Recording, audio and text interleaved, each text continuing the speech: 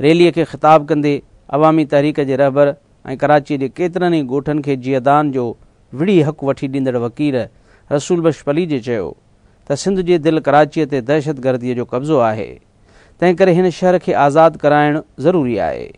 हिन शहरी सरकार जे ख़ात्मे जो मुतालबो कंदे घुर कई त कराचीअ खे पंहिंजी अॻूणी शिकिल में बहाल कयो वञे।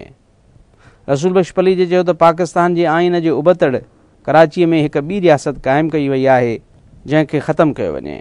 रैलीअ खे ख़िताब कंदे कराची ज़िले काउंसिल जे अॻूणे चेयरमैन शफ़ी मोहम्मद जामोट चयो त शहरी सरकार जे अचण खां पोइ कराचीअ जे ॿाहिराड़ियुनि में पीअण जो पाणी बि मुयसरु न आहे। हिते जेके क़ौमियतूं आहिनि उहे सभु इन ॻाल्हि ते मुतफ़िक़ आहिनि। हिते ॾिसो त मुख़्तलिफ़ क़ौमियतूं आहिनि, पठान बि आहिनि, पंजाबी बि आहिनि, नेशनल अवामी पार्टी आहे, बलोच आहिनि नुमाइंदा हिते असां सां गॾु, उन्हनि जूं तनज़ीमूं आहिनि, ऐं सिंधी बलोच सभु इहे हिकिड़ी मुतफ़िक़ आहिनि त इहो सिस्टम असांखे क़बूल कोन्हे। कराची जे लाइ असांखे पुराणो निज़ाम आहे उहो मिलणु घुरिजे जीअं त असां पंहिंजा हक़ हासिल करे सघूं। बलोच रहनुमा रऊफ़ सासूरीअ चयो त शहरी सरकार जे ठहण बैदि ॻोठनि जी सुञाणप ख़तमु कई वई आहे। कराची जी तमामु मसइलनि जो हल आहे इक़्तिदार जी मरकज़ियत जो ख़ात्मो। माण्हुनि खे औरंगी कुरंगी उर्दू स्पीकिंग खे बि परे थो पवे, पर हिन ॻाल्हि लाइ इहो जेको आहे पुरअमन हिकिड़ो जमहूरी जदोजहद आहे। अॼु जेका माण्हुनि इहो मुतालबा जे पंहिंजे हक़ में कया अथनि, इहो गौर तलब रैली आहे, हुकुमरान हिन ते तवजो ॾियनि। माण्हुनि जी मुतालबो आहे तमामु डेमोक्रेटिक जमहूरियत पसंद माण्हुनि जो। कराची में मुस्तक़िल अमन जो हल इहो आहे त कराची खे पंहिंजे पुराणे हैसियत में बहाल कयो वञे ताकी हिते हिकिड़ो सिहतमंद अमन क़ाइमु थिए। सिंध तरक़ी पसंद पार्टी जे अॻवान एजाज़ सामटे पंहिंजे तक़रीर में चयो त शहरी हुकूमत तरफ़ां कराचीअ जे ॻोठनि सां माटे जे माउ वारो सुलूक कयो पियो वञे जेको कंहिं बि सूरत में बर्दाश्त न कयो वेंदो। जलसे खे ॿियनि खां सवाइ सिंध नेशनल पार्टी जे सरबराह अमीर बंबरे, पीपी अॻवान अब्दुल गनी गबोल, बिन कासुम जे टाउन नाज़िम जान आलम जामोट, जीअं सिंध महाज़री अॻवान अली नवाज़ बुट, जाम अवेस बिजार, गफ़ार बलोच, कमर भट्टी, यूसुफ शाह ऐं ॿियनि ख़िताब कयो।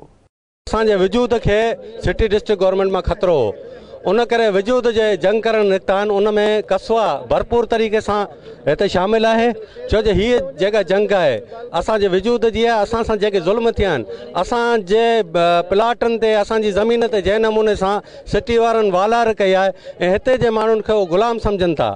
इन करे अॼु जेका रैली निकिती आहे हिन में तमामु ज़बानूं ॻाल्हाइण वारा माण्हू शामिल आहिनि, तमामु सियासी पार्टियुनि जा माण्हू शामिल आहिनि ऐं हिते रहंदड़ तमामु समाजी तनज़ीमूं जेकियूं आहिनि उन्हनि जा माण्हू शामिल आहिनि। ऐं सभिनी जो हिकु ई आवाज़ु आहे त असांजा 5 ज़िला बहाल करियो।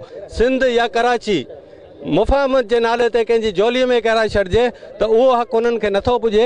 हुकुमरान ज़रूरु आहिनि, उन्हनि खे वोट ज़रूरु मिलिया आहिनि, पर इहो हक़ उन्हनि खे कंहिं कोन ॾिनो आहे त सिंध जा मालिक बणिजी सिंध खे टुकरा करे विराइनि। असां पूरी मलीर जी आवाम सां गॾु आहियूं ऐं असांजो सभिनी माण्हुनि जो जेके बि हिते क़ौमियतूं आबाद आहिनि उन्हनि जो सभिनी जो सबूत आहे त सभु चाहिनि था त इहो जेको सिटी डिस्ट्रिक्ट गवर्नमेंट जो 1 यूनिट निज़ाम कराची में मुसलत कयो वियो आहे हिन खे फौरी तौर ते ख़तमु कयो वञे ताकी असांजे माण्हुनि जा जेके हक़ आहिनि सो मिली सघनि। हिन वक़्तु कंडीशन इहा आहे त सदर बि पीपल्स पार्टी जो, वज़ीर आज़म पीपल्स पार्टी जो ऐं वज़ीर आला पीपल्स पार्टी जो ऐं पीपल्स पार्टी जा कारकुन था पीपल्स पार्टी जा झंडा ॾिसो था। ईअं थो लॻे त को मिल जो मालिक पाण मज़दूरनि सां एहतजाज में शामिल आहे। इहे उहे कारकुन आहिनि जेके जिन कोड़ा खाधा आहिनि, जिन जेलूं सटियूं आहिनि ऐं उन्हनि जा ख़ासि कारकुन आहिनि ऐं उहे सरापा एहतजाज आहिनि। पीपल्स पार्टी जी मलीर जी क़यादत ऐं पीपल्स पार्टी जी कराची जी क़यादत इन ॻाल्हि ते इतफ़ाक़ कयो आहे त बाक़ाइदा जेकॾहिं हैदराबाद नंढो डिस्ट्रिक्ट हुजण जे हवाले सां टुटी सघे थो त कराची 1 करोड़ 80 लख जी आबादी आहे। उन करे उनखे फौरी तौर ते 5 ज़िले हुकूमतनि में तब्दील कयो वञे त जीअं मुआशी सियासी ऐं इंतिज़ामी हवालनि सां आवाम खे सही माना में तवजह ॾेई सघिजे। कराची जी सिटी गवर्नमेंट जंहिं वक़्त खां ठही आहे उन वक़्त खां वठी अॼु ॾींहुं ताईं असांजे मलीर जे माण्हुनि सां, मलीर जे ॿाहिराड़ियुनि सां मुसलसल ज़्यादतियूं कयूं पियूं वञनि। हिकिड़े पैसे जो कमु न कयो आहे। 75 अरब रुपयनि जी बजट रखंदड़ सिटी गवर्नमेंट कराची वटि असांजे इलाइक़नि लाइ तरक़ियाती कमु करण लाइ पैसा न आहिनि। माण्हू इन निज़ाम मां तंग आहिनि। कराची जो जेको निज़ाम आहे सिटी गवर्नमेंट वारो, छो त इन 8 साल इन सिटी गवर्नमेंट असांखे कुझु बि कोन ॾिनो आहे। ऐं उन खां सवाइ तव्हां ॾिसो त जिते बि पूरे दुनिया में जॾहिं पावर डिसेंट्रलाइज़ थो थिए, वाहिद हिकिड़ो कराचीअ जो 1.5 करोड़ जो पूरा 2 करोड़ शहर जंहिंखे हिकिड़े ज़िले में कयो आहे, जंहिंजे लाइ करे असांजे माण्हुनि सां ॾाढो नाक़ थियो। असां चऊं था त असांजा उहे 5 ज़िला बहाल कया वञनि ऐं जीअं त असांजे माण्हुनि खे ॿियनि खे सभिनी खे पंहिंजा सही नुमाइंदगी मिले ऐं उन्हनि खां सही उनजा हक़ मिलनि। हितां जा माण्हू, कराची जा माण्हू सिटी गवर्नमेंट नथा चाहिनि। 8 सालनि में उन सां घणो कुझु थी चुको आहे। हाणे असां अॼु हिते साबित कयो आहे, पर अॼु न, असांजी मुसलसल जदोजहद रहंदी। अॼु जे हवाले सां न मुसलसल असां जदोजहद कंदासीं जेसि ताईं हिन निज़ाम जो ख़ात्मो नथो थिए, जेसि ताईं असांखे हिते अमन नथो मिले, जेसि हिन शहर मां दहशतगर्दी ख़तमु नथी थिए। जो कोई इख़्तियार लास्ट कोन्हे को, अगरि असांजा मुतालबा न मञिया विया त असां ॿी लाइमल जो ऐलान कंदासीं इंशाअल्लाह ताला।